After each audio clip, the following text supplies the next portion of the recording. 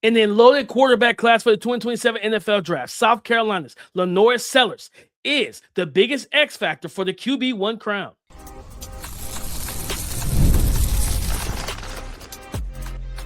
You are Locked On NFL Draft, your daily podcast covering the NFL Draft. Part of the Locked On Podcast Network, your team every day. Welcome back to the Locked On NFL Draft Podcast. I'm Damian Parson. That's Keith Sanchez. And today's episode is brought to you by FanDuel. The biggest stage in world soccer is here. Let there be goals on FanDuel. Visit FanDuel.com to get started right now today. And on today's episode, guys, we're breaking down LaNorris Sellers for summer scouting. We'll explain our grades, give you the concerns for his going into the 2026 college football season. And then we're going to kick the show off with his pros. He's 6'3", listed at 6'3", like 240 pounds.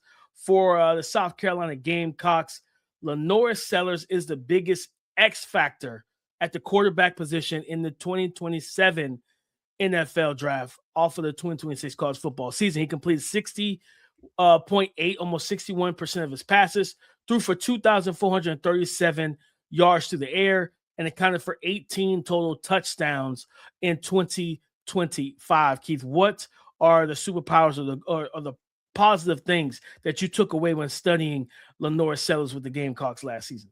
Yeah, you couldn't help but watch him and say if he gets it right. And the reason why you want to say if he gets it right is because the athletic traits just jump off the film. Being every bit of 240 pounds, 6'3". I got eyes on him last year at the Manning Passing Academy, actually. And this is a well-built young man. He's every bit of 6'3", 240 pounds, give and take, right? A couple pounds. But he's a well-built kid. And so when you talk about today's NFL and the attraction of these, super athletes at the quarterback position and can you mold them, his athletic ability jumps off the charts. His ability to be able to escape the pocket and make people miss and shrug off defensive ends and, need 2-3 people to tackle him. And then the arm strength to launch the ball 50, 60, 70 yards down the field, what appears to be sometimes a flick of the wrist, right? All of those things are attractive. It's like this, you want to say a ball of clay, but you want something more exciting than a ball of clay, right? Like it's something I'm gonna figure it out. But it's fireworks, right? And understanding it can be game-changing plays that he can have for you as a quarterback. So you talk about an offensive coordinator, you're talking about a head coach, you're talking about a quarterback coach. You're sitting there seeing all these physical tools, and the statement is if he gets it right. And I think that's the most exciting part, athletic traits. Yeah, I'm with you, Keith, right in lockstep. His physical tools are game-changing. Like, this is one of the guys that when you look at just the rawness and the physical ability of what he possesses, this is what the NFL is looking for at quarterback. They're looking for those guys, and I always use the phrase that I feel like you coined, because I never really heard it before, is to make the wrong things right as a player. Like when we talked about what Julian saying, the pressure gets back there and things like that, he's functional, but he's more than likely dead to rights, or the pressure impacts him negatively as a passer. I'm watching, I think it was a Texas A&M game, and I want everybody to understand. I want everybody listening to understand. South Carolina had one of the worst offensive lines in the SEC alone. Like, that offensive line was not good. That's why they went. I think is it Jacor Patterson or Peterson that they got from, I think it was a left tackle for NC State. They went and got him through the portal, things like that. Yeah, that O-line was rough, man. And then in Texas A&M, Mike Elko figured it out pretty quickly. Because I remember they were South Carolina was up 20-3 in that game or something, like they had a big lead. And Mike Elko figured out, we're gonna find matchups on this offensive line. And they didn't need to force double. They just attacked each one of them one-on-one. And all of them were getting beat. And I'm just like, my God. And he's just trying to make things work. But there was a play against Texas A&M where you get the edge rusher, beat the right tackle. He jukes the edge rusher, throws an accurate ball to Nick Harbor, who then takes it the rest of the way off a hitch route, which we'll talk about him later on this summer. That's a freaking nature in himself, because I'm there's no If I took a screenshot and posted it on here, guys, for you to see, there was no reason for him to be able to score. This was like a good 60-yard catch and run, and there were bodies everywhere. And somehow he just turned it upfield and outran everybody. So, like, you see that escapability, and that's everything you hit on. I put it in my notes and everything. Escapability, game-changing tools, and everything. And then the arm strength, because he had to throw in that same game down the left sideline. It wasn't even to Nick Harbor. It was just he threw it like his receiver was not. He did not separate like at first. Like it was like even, like hip to hip. And he just, and it looked like a flick of the wrist, and that ball traveled a good 50, 60 yards in the air on a rope. And I was just like, okay. I was like, you got that type of juice in the arm, right? But then you see the far hash, the sideline throws, you see the drive throws in the middle of the field. He has a really good arm. Like, you know what I mean? Like one of those really talented arms that you look for. So that combination of being 6'3", 240, having escapability, the power in the pocket, but then also agility to juke move guys. They had another one against Texas, and then they had a free run. They sent like a safety, or either safety or cat blitz. And again, the offensive line not picking up anything properly. Like you got two guys jumping outside the double team, the edge rusher, and leave a inside rusher right in his face, and he juked him. And I'm like, this is the type of stuff you do in a video game. You don't quarterbacks back juking for free running defenders, and then still have his eyes downfield, but he can't throw the ball because pressure is now everywhere, and you're trying to get out the pocket and make plays. He had another play where he rolled out against Texas A&M. He beat contain, and there was a corner sitting there waiting on him. He pump faked the corner, got the corner to freeze, and then he ran right by him. And I was just like, yeah, like these are the type of playmaking things of, hey, everybody's plastered down the field. I'm the answer to man coverage. If you want to play heavy man coverage, too high shells, I'm the answer to that if you don't have a spy. Talented dude, but like you said, Keith, he's got it. If I watched the same thing, I'm like, man, we can get it all put together. Like, this is a potential top 10 quarterback in the league. Yeah, 100%. I thought with the athletic ability, DP, it should be able to unlock QB runs, and that's the part when it goes into his frame, right? Him being 240 pounds, that you think of some of these quarterbacks, the Cam Newtons of the world, right? And not put him in the same light as Cam Newton. But just Cam Newton was one of the first quarterbacks that bought that QB power, right? That I'm going downhill with my quarterback, and he may take on a linebacker in the red zone.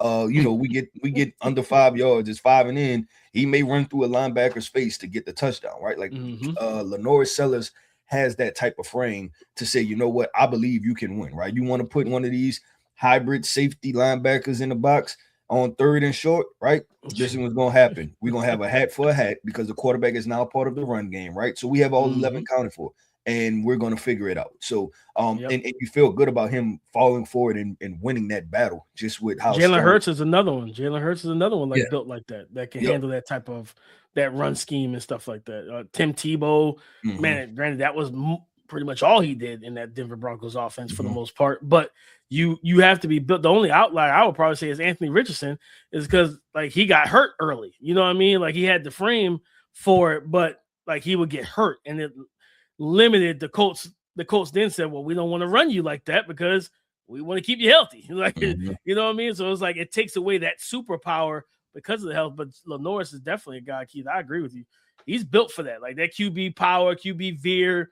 Heck, I mean, there's a run. There was a couple of runs where the running back sprung, and it was only because of mainly the threat of LaNorris in the mesh point, where the linebackers and the DNs are in him, and they're like, "Was he going? If he keeps this, we gotta converge." And then he hands it off late, like he just lets it go, and then the running back hits a hole in the hole. Like the second level defenders weren't quick enough to react because they're anticipating LaNorris keeping the ball. So he has a gravitational pull as a runner because he's a dangerous athlete with that size, that agility, and that power. Yep, I agree with DP. Let's do this, man. Let's talk about the concerns of LaNorris Sellers, right? Because expectations came in sky high for LaNorris Sellers entering the 2025 college football season, and expectations didn't quite meet, and he's back in college football for 2026 season. What were some of the concerns that we've seen on film from the 2025 football season? We'll talk about that coming up next. Support for today's episode comes from Square. the business platform that helps sellers become neighborhood favorites.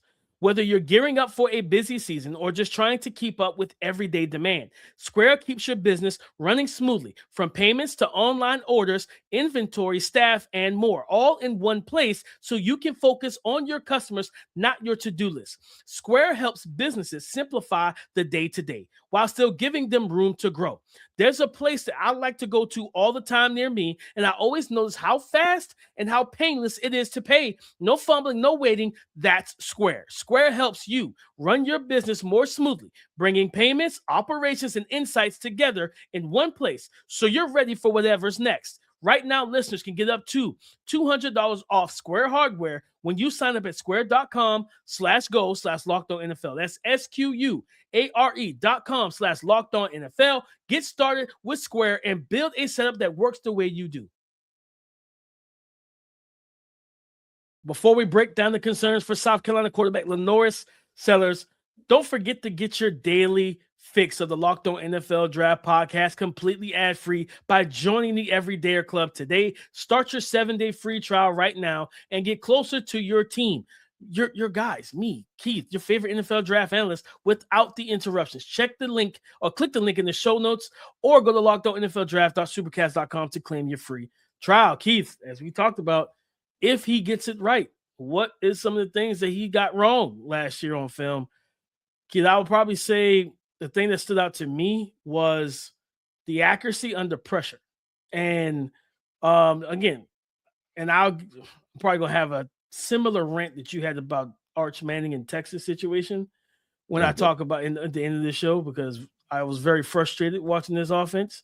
But it's, even though you dealt with some of the issues with receiver and offensive line, you can't miss when things are open, right? So you got, like I said, I go back to that Texas A&M game, LSU, you're getting simulated pressure, and we got a slant to beat that, right? They're sending the blitz, they're sending the linebackers.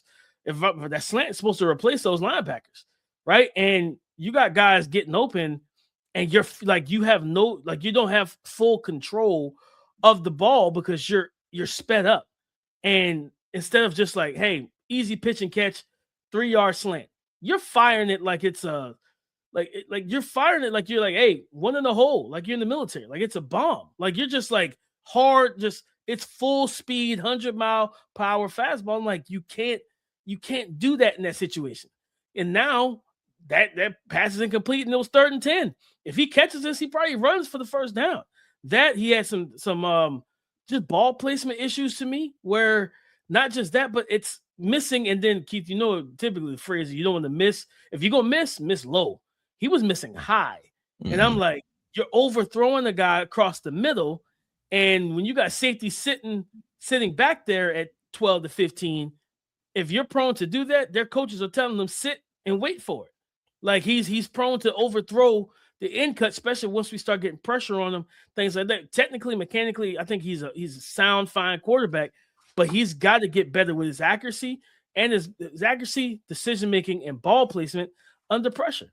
Yeah, I was going to go decision-making, DP, and it's decision-making throwing the football, but I also thought decision-making running the football as far as escaping the pocket. There were times where he was escaping the pocket, and I think it was even one time where he, instead of throwing the ball away, he stepped out of bounds, right? Like he was behind the line of scrimmage, and instead of throwing the ball away, he stepped out of bounds. I can't remember what game it was, if I'm remembering correctly. And it's just those little detailed things. And he's a good enough athlete to where the game should slow down for him, because he should feel comfortable in his athletic ability to be able to get out of some of this stuff, right? Like having the reps and time on task, you should be like, hey, all right, cool. I know I'm fast enough to outrun this defensive end. I got time. Where the sideline at? Cool.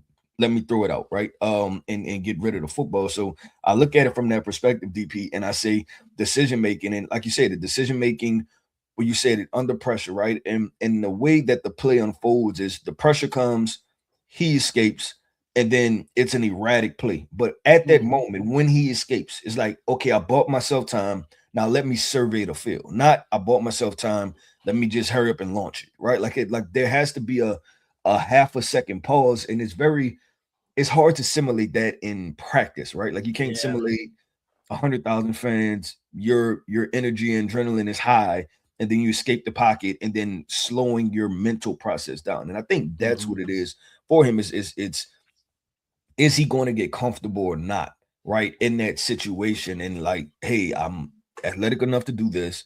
Now let me slow it down, slow the whole field down for myself, and then make a play. So that was the part when I say concerns, and then you hit on it, right? The accuracy part, you got to get the layups. You got to make them, right?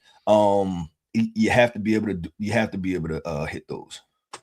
Keith, I'm not a baseball fan. I don't have like a team or nothing, but I've watched enough baseball games to know you win more games hitting singles and doubles than you do home runs. Like, because home runs it's hard to get those, right? So that's like you said, the layups. I want to see him hit the singles and doubles. Like, get the ball out, get it out efficiently, but also throw a catchable ball. Like, you can't, again, drilling home, you can't, like, you have the arm strength. Now develop the arm talent of when to pull the string and put more touch on the ball. And then you see flashes of it. I think they had a bunch set. They ran kind of almost like they ran a short concept, but then they had the corner from like the inside man. And as everything's unfolding, he sees it. It's holding. They ran cover 2. It's a whole shot throw, layer throw, beautiful, perfect air under the ball, right in the bucket on the sideline. I'm like, okay, bet. That's what I like to see. I show the case on another throw, on another corner route, another whole shot, being able to layer the ball. I'm like, okay, so you can layer that, but that slant, you threw it 100 miles per hour. Like, we got to get some consistency with your arm strength and with your arm talent, because that can make or break you at the next level too. You get into an offense, almost every NFL team has a number 1 wide receiver that's respected in the NFL, right? Can't say that about college, but in the NFL, that's a thing. So you get in the NFL, let's say you go to a Minnesota Vikings, you can't be out there throwing like heat seekers on a slant to Justin Jefferson and think you're going to, like, that's going to fly. Like, that's not going to happen. Like, you got to be able to get the ball to your players and to your weapons accurately with good ball placement. That's one of the things I want to see him really take that step, because it's different. Like, because I remember watching Anthony Richardson, like, a lot of his stuff was tied to his mechanics, like being heel clicking in the pocket, feet too close together, not like, you know what I mean? Things like things that can coach, that are coachable, but it's mechanical. For you, it's not mechanical. Your feet are sound, you're leveled, you're even as a thrower, but you're just throwing way too many fastballs in situations that don't need a fastball. If you see, that your eyes see those linebackers are triggering downhill and they're sending that pressure, hey, float that slant and lead that receiver away from that corner who's trying to get back in phase if he won quickly, and make the play. Yeah, one with they send a simulated pressure, and I remember this one vividly because there was no corner. Like, there was nobody on the receiver. The receiver was wide open, completely overthrown, like on a slant. And I'm just like, LaNorris, we can't have this. Is the stuff we can't have, because now you're leaving yards on the field. And that's how you beat the blitz. Like, then you forced them out of that when you start connecting on those routes. Keith, like, now the defense going, like, all right, he's kind of figured it out. Like, let's go something else. Let's change it up a little. We may show, but we go show and drop. And now they're trying to confuse you that way, rather than we're showing simulated pressure and we're blitzing you. We're going to show and drop now, right? Like, you're going to force them to adjust. He's got to be able to do that as a passer, because as a runner and as an athlete, yes, you have an answer for it. But your best answer was going to be as a passer, because that's what's going to take you to another level. Yep, I agree with that, DP. Let's do this, man. Let's get into the draft grade. Let's explain the draft grade that we have for LaNorris Sellers heading into the 2026 college football season. And then what are some of the expectations? What do we expect to see from LaNorris Sellers? Let's discuss that coming up next. The biggest stage in world soccer is here, and every match feels like it has the potential for a memorable moment. One goal can completely change the energy of a game, shift momentum, and alter the outcome in an instant. That's what makes tournament soccer so exciting, from the opening whistle to the final kick. And now FanDuel is giving fans another reason to stay locked in to every matchup with every goal placed. Bet on the match and get bonus bets for every goal scored in that matchup.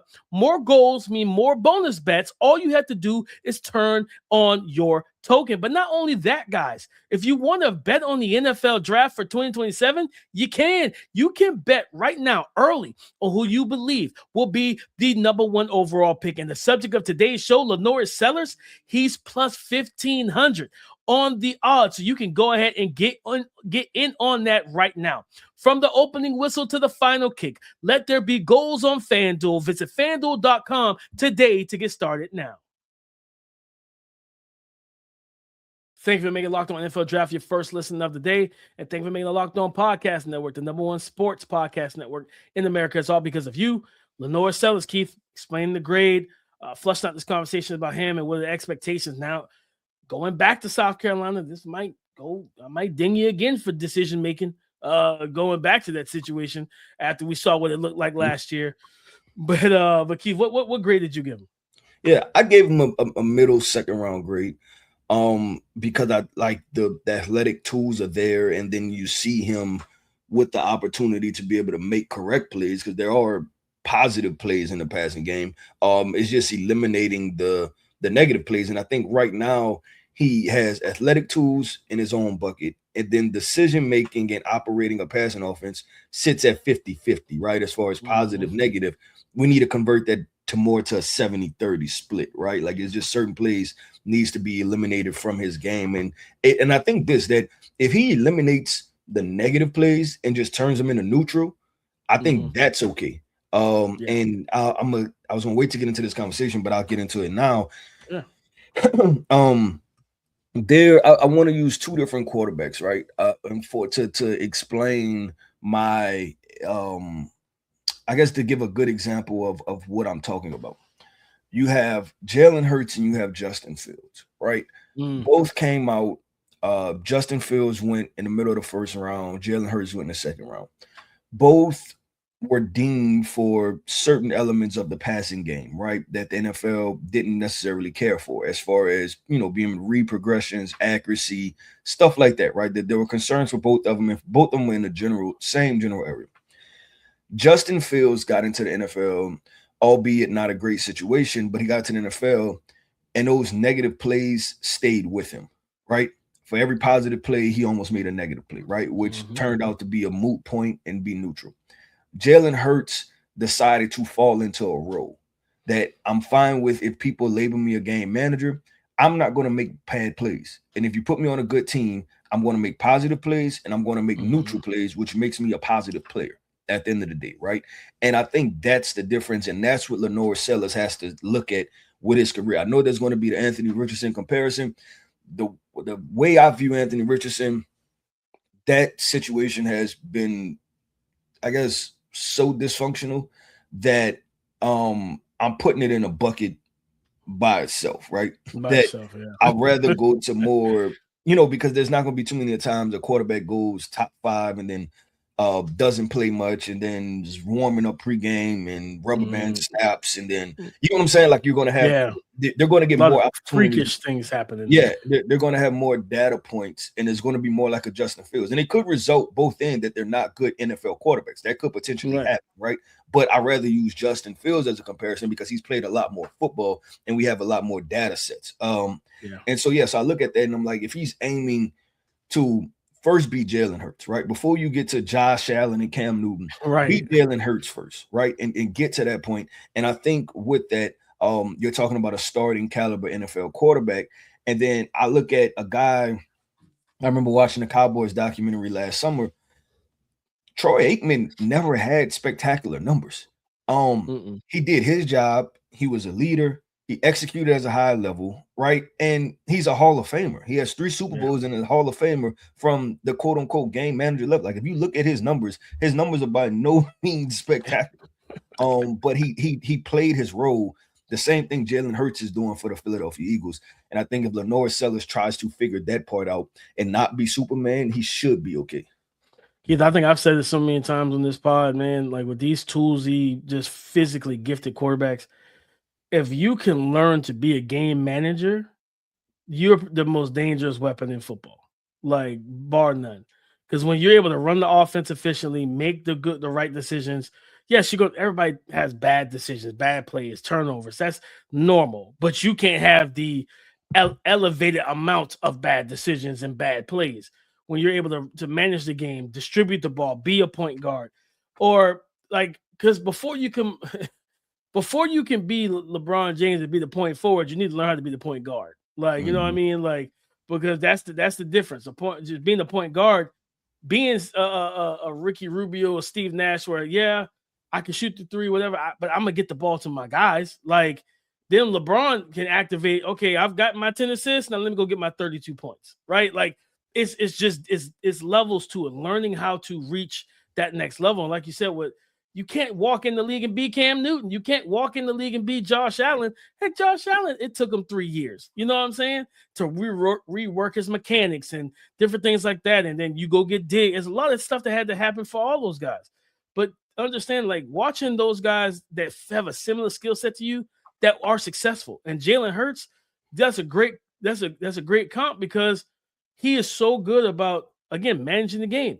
And then it's like third and 5, 3rd and 7. Okay, he could throw the ball and manage it that way, or he can break our hearts and get 15 with his legs and keep the clock running, especially in the fourth quarter. Things like that. I think listening to Matthew Stafford, I think he was doing an interview. They was asking him about, like, basically coming back off of turnovers and handling turnovers, and he basically just kind of talked about, like, man, you gotta have a, like, low post, like, I'm paraphrasing, but like low post, short memory, things like that, but also be mentally tough and be prepared. Like, I threw an interception last drive. Okay, cool. Now I come back and I'm about to score a touchdown now, right? Like, it's a different level of confidence, but also mentality that comes with that. I don't want to see a quarterback compound mistakes, back-to-back drives, turnover, sack, fumble, and now you're hurting your team. And now the fans are questioning, should we put somebody else in, because you're just putting us deeper in the hole. So my grade for LaNorris was a high second round, and more so because of the tools. I was like, top of the second round. I could see him coming off the board if the draft for today and the team said, you know what, let's get this guy. Like, if he was in this draft class, Keith, he probably goes second round. I could potentially see him going late first for a team to say, you know what, like, all these tools, let's get a veteran quarterback in front of you, let you learn and sit for like half a season to 3/4 of a season, and and we hit the ground running. He's the biggest X factor in this class, Keith. Like, we talk about Daria and Mensah last week. We talked about Arch Manning, and those are the two for me that are jostling right now for that QB1 spot. If hypothetically, if LaNorris Sellers puts it all together in this next coming season, that conversation for QB1 is going to get real interesting, Keith, because then it's like 6'3", 240, rocket arm, explosive athlete, agile, but I also can throw with accuracy, timing, anticipation, placement. I can manage the game. And then that's when teams are going to be like, listen, I get it. Like, Mensah is a pure passer. Arch is a Manning. But this dude here is a total package. Why are we not taking him first overall? You know what I mean? He's going to make it a conversation if, as you said at the beginning of the show, he can put it all together. Yep. But DP, that wraps up another episode, man, of the Locked On NFL Draft Podcast. I want to end this podcast off by saying shout out to our everydayers. Thank you for tapping in with us each and every single day. I am Keith Sanchez. You can find me on X at The Talent Code. That right there is my guy, my co-host, Mr. Damian Parson. You can find him on X at DP_NFL. And like we like to see, man, y'all come talk to us because we like to talk back. Go subscribe and follow for free on YouTube, wherever you listen to podcasts to get the latest episode as soon as it is available. Coming up on tomorrow's show, guys, we're keeping summer scouting going. Keith, I think we should, I'm not going to call him Mendoza 2.0. There's a transfer quarterback that left North Texas and went to Oklahoma State that people are really excited about, Keith. So I want to talk about some Drew Mestamaker on tomorrow's show. And then also we got to get into that Josh Hoover. He might be Fernando Mendoza 2.0. He went to Indiana from TCU. So those are probably the next two quarterbacks we get into. There's a lot of quarterbacks to break down. Really excited for this class overall. Yep, I agree. So, Keith, let's go ahead and end this show out, guys. Go subscribe and follow for free on YouTube, wherever you listen to podcasts. Get the latest episode as soon as it is available. Come and join the conversation again tomorrow on the Locked On Podcast Network, your team every day.